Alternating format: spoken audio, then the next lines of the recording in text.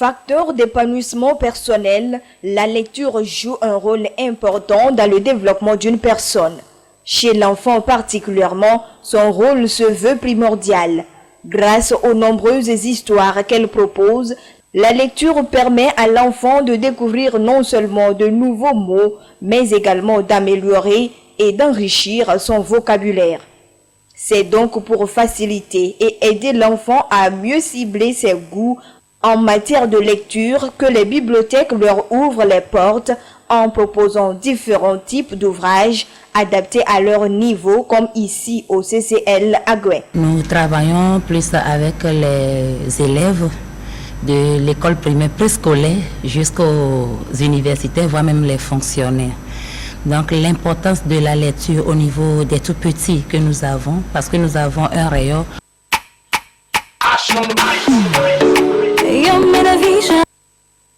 Facteur d'épanouissement personnel, la lecture joue un rôle important dans le développement d'une personne. Chez l'enfant particulièrement, son rôle se veut primordial. Grâce aux nombreuses histoires qu'elle propose, la lecture permet à l'enfant de découvrir non seulement de nouveaux mots, mais également d'améliorer et d'enrichir son vocabulaire.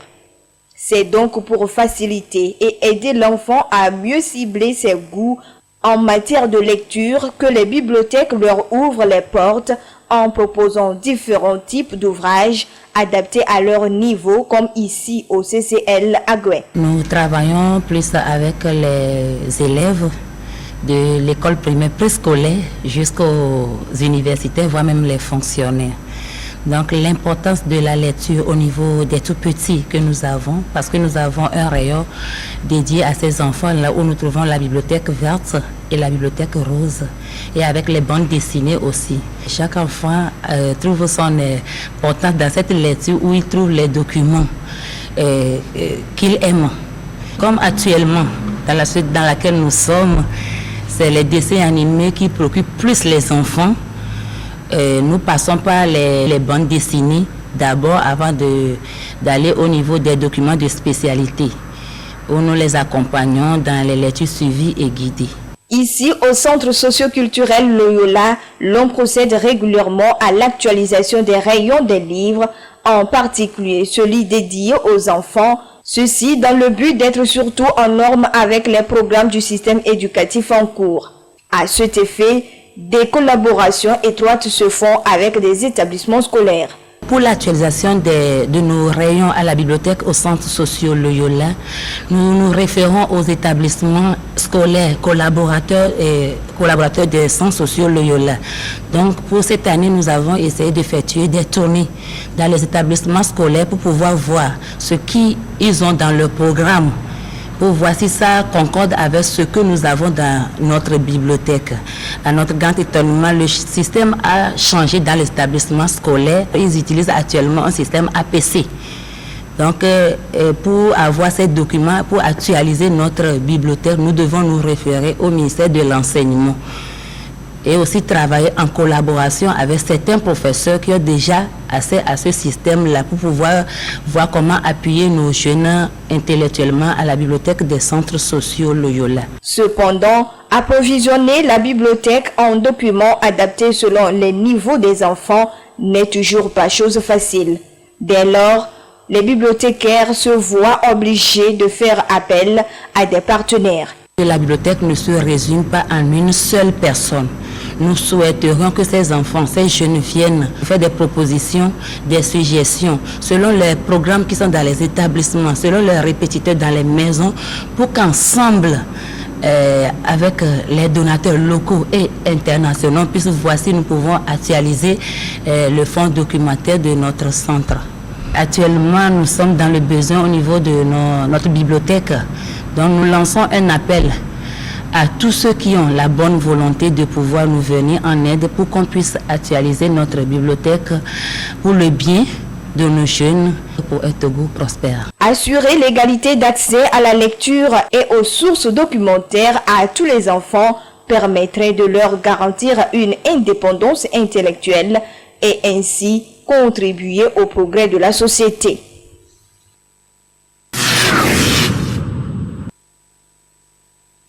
Tout est parti de l'enregistrement des cas de mort de volailles dans une ferme avicole semi-moderne à Touaga, dans la préfecture de Tone.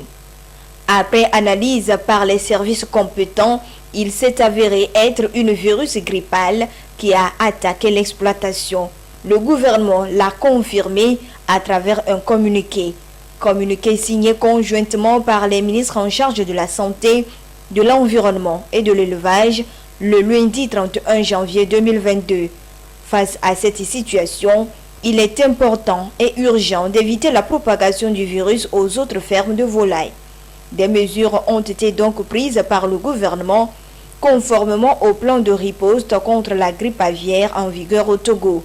Il s'agit entre autres de la fermeture des marchés à volailles dans la préfecture de Tone pour 30 jours, de l'abattage, de l'incinération et de l'enfouissement des cadavres de volailles.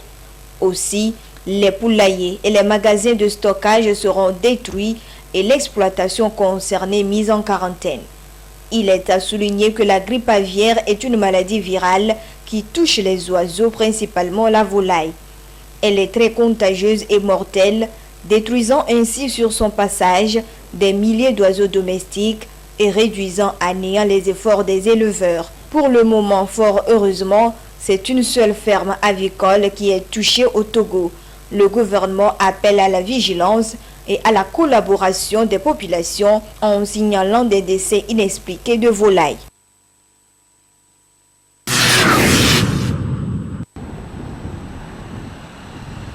Après une année de silence, de nouveaux cas de rougeole ont été détectés dans certains districts sanitaires au Togo au cours du mois de janvier 2022. Selon le communiqué du ministère en charge de la Santé, il s'agit des districts d'Agoué, de Lavé, de Bassar, du Golfe et de Zio. Dans la préfecture d'Agoué-Nivé, au total, 5 cas ont été détectés, dont 3 confirmés, précisément à Adéti-Kopé, à Togblé-Kopé et à Legbasito. Des dispositions sont prises pour une riposte et une prise en charge efficace des cas confirmés. Lorsqu'on soupçonne que c'est la rougeole, on fait un traitement par rapport aux symptômes que la personne présente. On lui administre de la vitamine A en plus du traitement symptomatique. On fait le prélèvement et on va confirmer. Nous allons voir dans la zone où on a découvert le cas là, que si c'est réellement passé. Est-ce que les enfants de la zone sont complètement vaccinés? Est-ce qu'ils ont eu le vaccin? Et ensuite, si ce n'est pas le cas, nous allons renforcer la vaccination dans cette zone-là. Aller même dans les milieux les plus reculés pour vacciner tous les enfants qui ne sont pas vaccinés. La prévention reste le moyen adéquat pour protéger la population contre cette pathologie très contagieuse qui touche généralement les enfants de moins de 5 ans. Les citoyens sont donc appelés au respect des mesures préventives contre la rougeole. Dès que l'enfant naît, on lui administre le premier vaccin, c'est le vaccin contre la poliomyélite et le BCG, le vaccin contre la tuberculose qu'on lui administre. Et on lui donne rendez-vous au crayon dans son carnet. Donc il va falloir que les mamans respectent les rendez-vous qu'on leur donne pour la vaccination de leurs enfants. Les vaccins sont mis à disposition par le gouvernement dans les formations sanitaires publiques.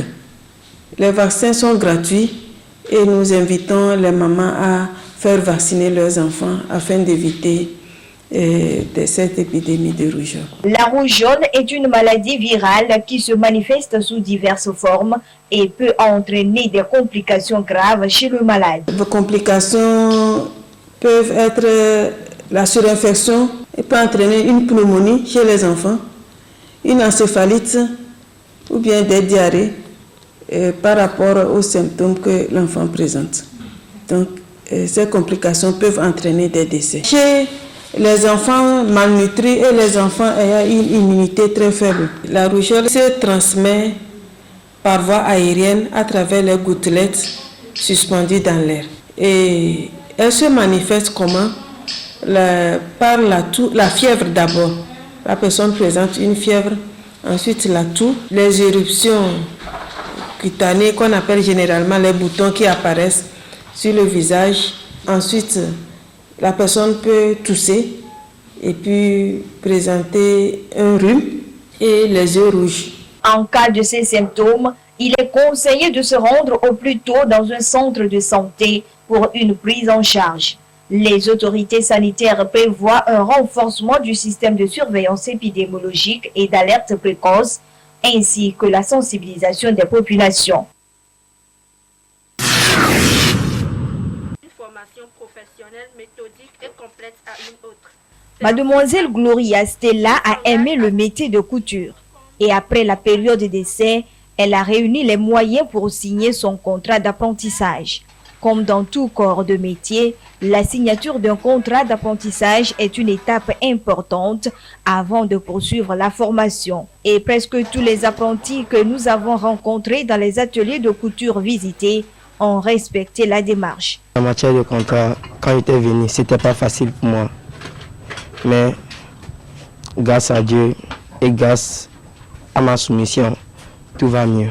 Le boulot du stylisme et du modéliste est un boulot passionnant.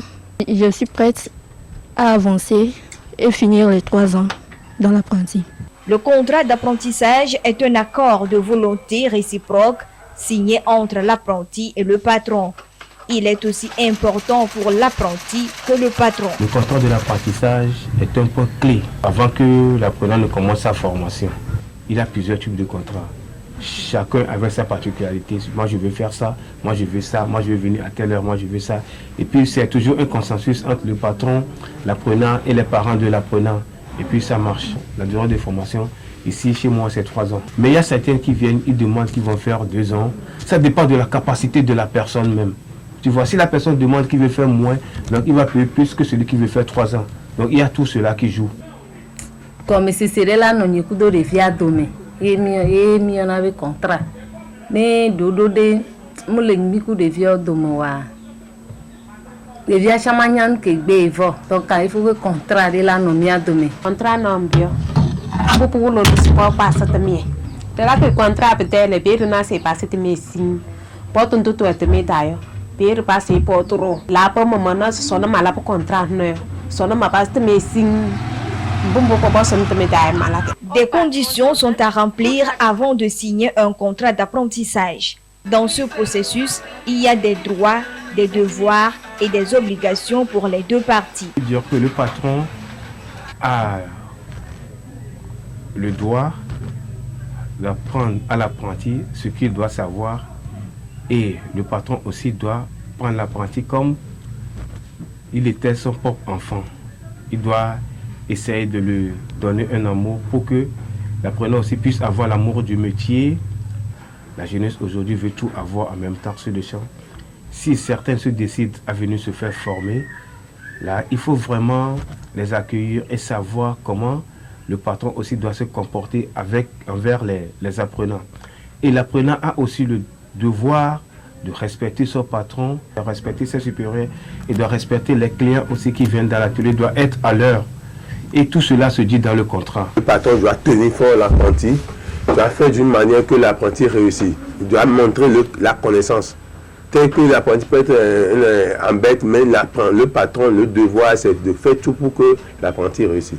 Et le devoir de l'apprenti, est-ce que l'apprenti doit être soumis, doit être doué, doit être respectueux pour pouvoir prendre la connaissance chez le patron. La réussite d'une formation passe par le respect du règlement intérieur.